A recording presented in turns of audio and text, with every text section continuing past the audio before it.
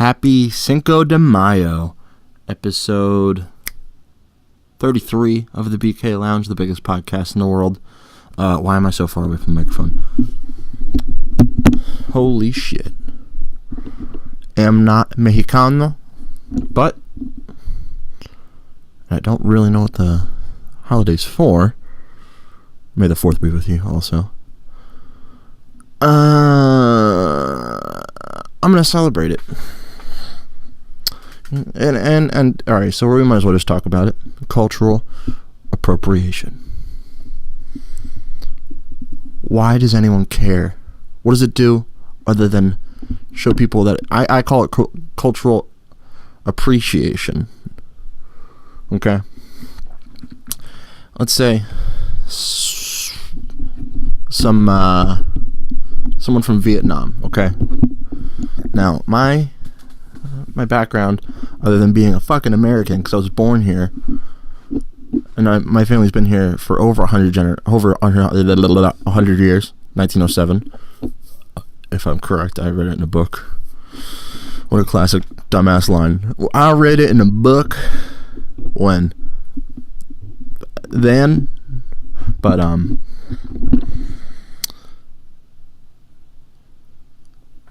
let's say someone from Vietnam, okay? Oh yeah, I was saying my ethnic background, mostly German, I believe. My girlfriend wants to do the 23andMe ancestry kind of bullshit, which could be interesting, but also I agree with Bill Burr. I don't really want to give my DNA to some science lab that I don't know what they're going to do with it. So, a little fishy. I'm mostly German, got some French in me, powerful French. And then I'm just a European trash mutt, basically. So if someone from Vietnam, okay, they go to Germany and they put on a pair of lederhosen. Cool. I'm glad you enjoy it. It is for you to share. This isn't, we can have this little secret. It's like, why do you want to? And people that call it, like the guy who said, my culture is not your goddamn prom dress. You think if he had 0 followers, he would have said anything? If he had no way of reaching that, like, do you think like he would have just walked up to her in real life and said, "What are you doing with that?" No, it was just for attention. It's the only reason he did it. Everyone just wants to be special, which I get, but you just gotta check yourself. Who cares if she wears a fucking dress? All right, have some fun. What's it gonna do? What's the worst that happens? Hey, cool dress. Where'd you get it? Oh, I got it at this store in Chinatown. Should go check it out. Now, more people buy your things and like your things, and it's not even yours. You didn't make that shit. Unless you did, and someone stole it. It's a little different.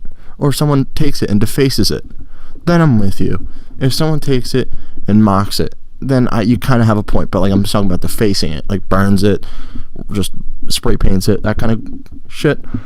I'm with you. That's fucked up, but that's not appropriation. It's like, it's just dumb. It's just dumb. What else? What is it gonna take away? It doesn't take away any culture. It's just clothes too. Oh, so because I can't cover my dick with this pair of pants, but this pair of pants, go at it. You can do whatever. You can bust nuts in those pants. But these pants right here, nope, can't do it. Not yours. It's not your culture. Can't do it. I feel like people who like that are they're the same boat of people that are like, not feminists, but certain feminists, like third wave, I think that's what it's called.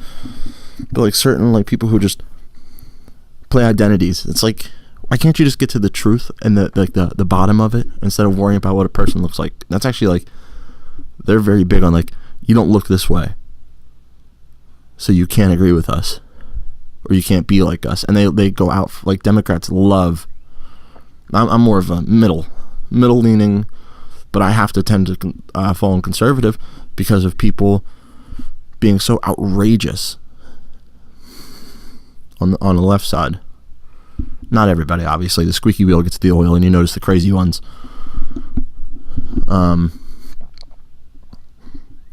It's just absolutely bananas. I think I had a point I was trying to say.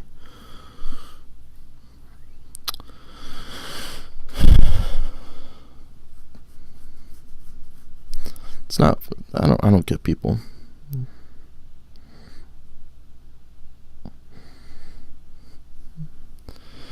There's just all this kind of bullshit. Like, China, you have football now. You're welcome. I saw the Wonton Don is doing it. Is that now cultural appropriation? You know why we don't care? Because we're happy to share our shit. We got enough football over here. Play some football. Throw a ball around. Put the helmet on. Put a jersey on. Slap each other a good game. You know what I mean? It's fun. Just share it. The whole reason people are here is because we share, tell stories, and like we share information. Like, hey, don't go over there. I saw a bear. Like, that's the base. It's the basic of being a human. It's survival. Sharing is big. That's why we get taught that as a kid. So your parents never tell you to share? Probably fucking not. This is your culture. You can't let anybody take your culture away. What culture are they taking? Because they're not taking it. It's still there. You could check at your skin. Oh, okay, I'm still white. Okay, they didn't take that. The fucker. It's not a crime to wear clothes, you jackasses. Absolutely craziness.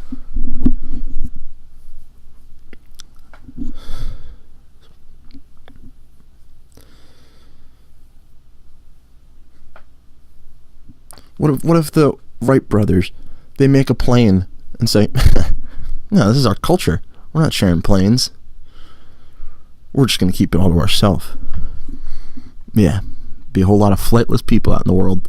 America would just be hip-hopping everywhere, every state. And music. Speaking of hip-hop. Music's a hard one. It's like, well, we can't say the N-word. We don't want to say the N-word. I mean, some people do. It's just because it's taboo, though. And you know what? I can't say, because being white, I can't say how it feels to be called that as a black person. It probably physically hurts. Makes you want to throw up a little bit. But I think it would go away as an insult if you were not as insulted by it, which probably is hard. But if you kind of just, that, like the classic bully thing, like if someone's making fun of you, just don't give them any kind of reaction. They're just gonna sit there in their own pool of dumbness, right? I mean, there's nothing really you can call a white person except for, what was that, Black Panther, colonizer. That's a good one. I like that. It's almost a compliment, though. Almost.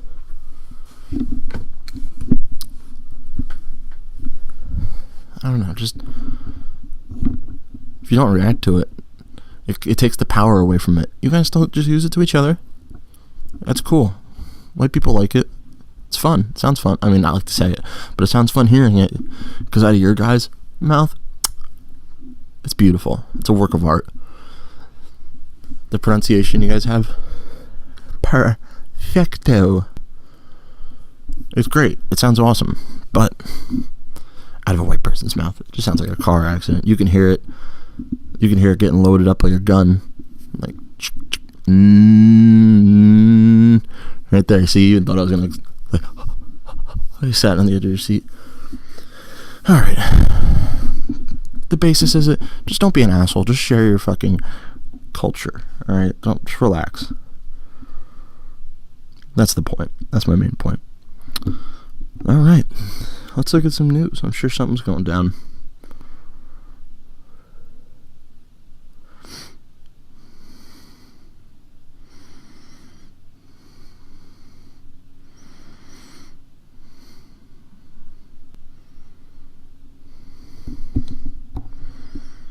Okay, come on. Oh, the guy with 3,000 bees in his truck. That was cool.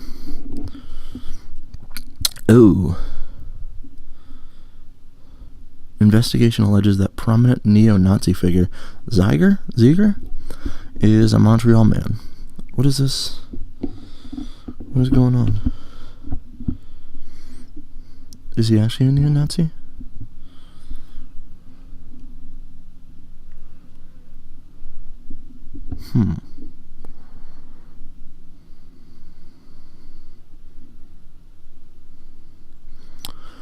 I'm just not with any kind of extremist movement. I like I'm a simple guy though.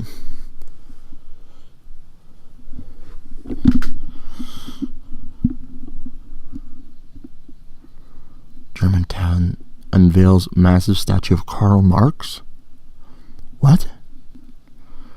Of course it was gifted by the Chinese government.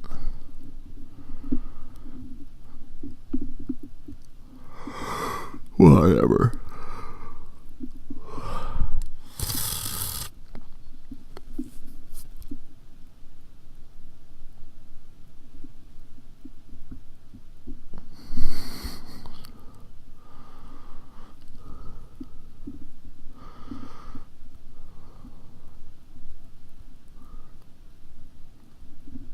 Ooh.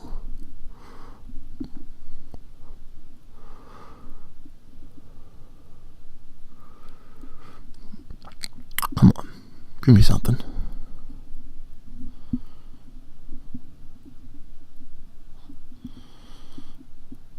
I saw a cat yesterday. It was all black. It was like a baby panther. I named it T'Challa.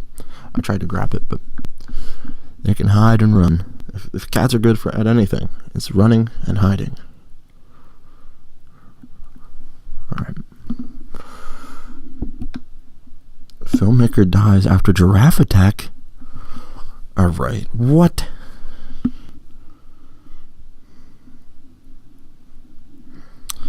Hold on.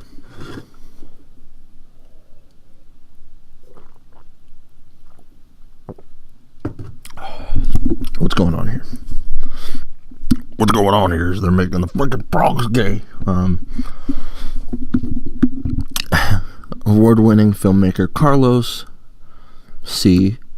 died after an accident while shooting the ITV series Wild at Heart. He was tragically killed when a giraffe attacked him while he was getting a shot of the animal. Okay.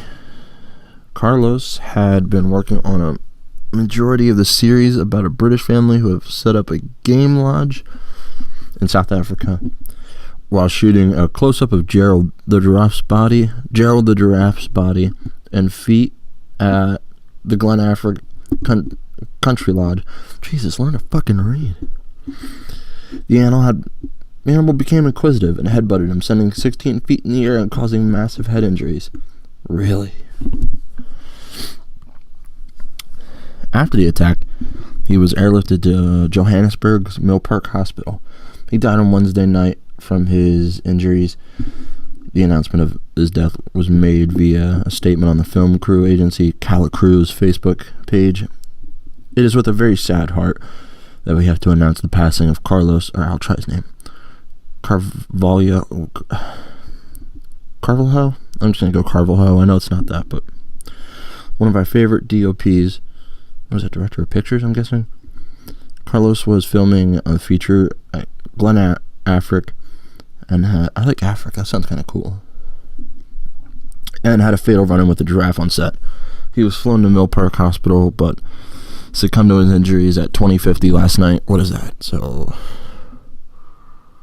8 o'clock, almost 9, right? Our thoughts and condolences go out to Carlos' family and friends during the very sad time. He will be sorely missed. That's crazy. That sucks.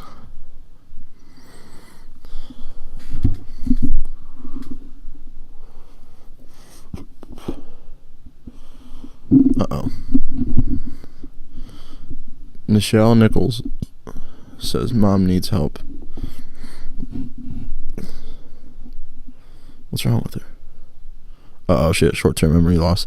She's the actress who played Lieutenant Uhura on Star Trek. They had a really funny drunk history about her story. I recommend it.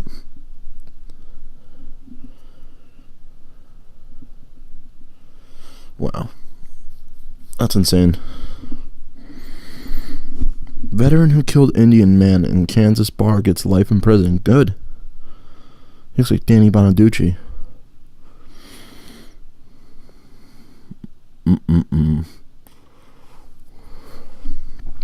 A U.S. Navy veteran who reportedly told an Indian software engineer to, quote, get out of my country before shooting him dead and wounding 2 others in a barn in Kansas last year has been sentenced to life in prison, the local prosecutor said. Adam Purinton, 52, who pled guilty to first-degree murder in March, will not be eligible for parole for 50 years, District Attorney Steve Howe said in a statement on Friday. All right, well, speaking of crime, I watched listened to a fantastic old radio segment from Opie and Anthony. They interviewed the police officer who was on scene and basically was there the whole time with Jeffrey Dahmer. Holy shit, it's just so good. He was saying certain things like when how they found him, like how they found Jeffrey is a crazy story. He got this guy is a black man, and he brought him back to his apartment after the bar. Like, he got him fucked up, like they were both drinking and stuff like that. And he was taking pictures of him, like, just like, he's like, I want to see you in your tidy whities. And the guy agreed, so he was taking pictures, stuff like that. And he put one handcuff on, like one cuff on his hand, because he wanted bondage shots, I think they called it. And he did the one, and they're still taking pictures. And then he was like, all right, I put the other one on.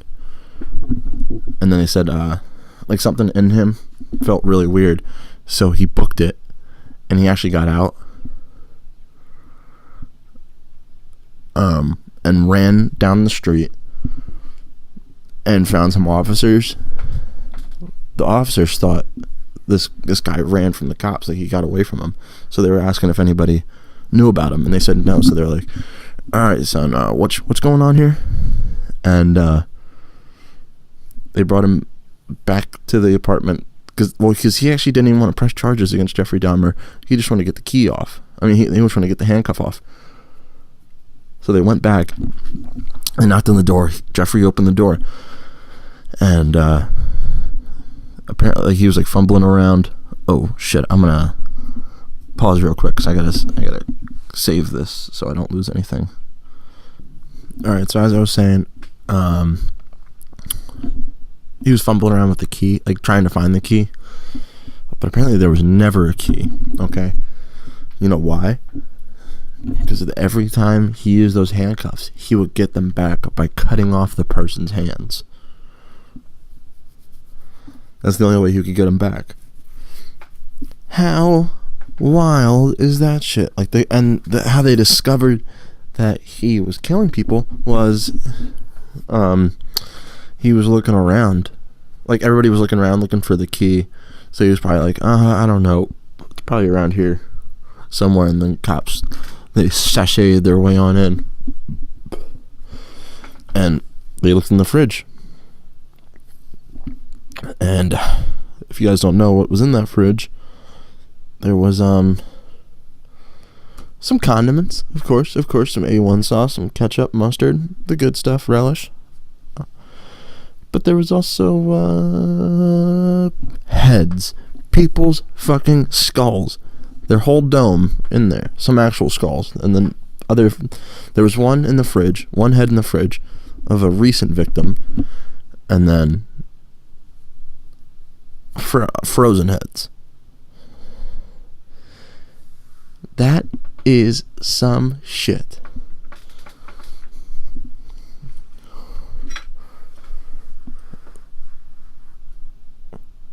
Being hungry for people.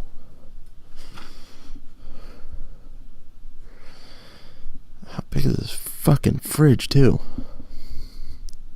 I can barely fit goddamn Hot Pockets in my fridge. This dude had heads. People heads.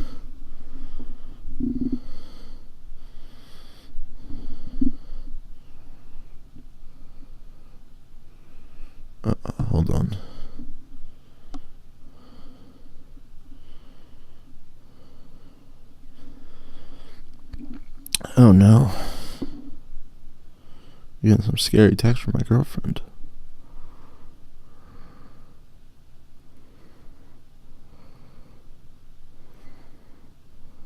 She's having some sharp pains. This is scary. Appendicitis. Oh fuck. I'm looking it up like what it could be.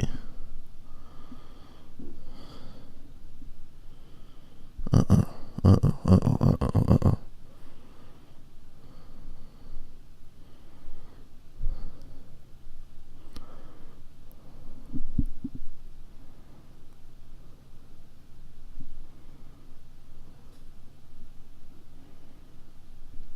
Shit.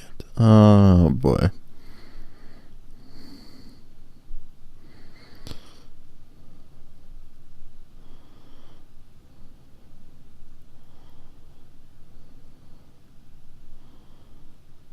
What the fuck is with an appendix?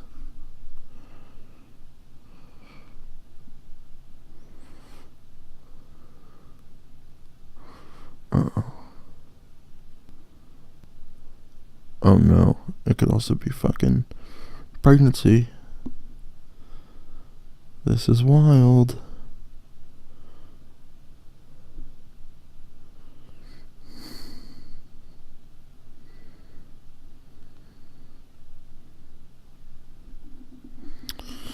Scary. This is kind of scary.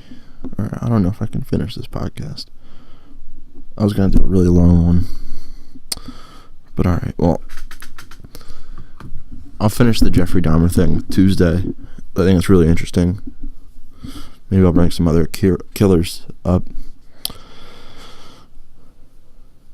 What's next? Saw a lot of black helicopters today. That was pretty cool. That's pretty much it. Alright, well, go in the description, follow all that good shit. I'm gonna go. Alright, thank you guys. Appreciate it. No song today. Just don't have the time. Peace.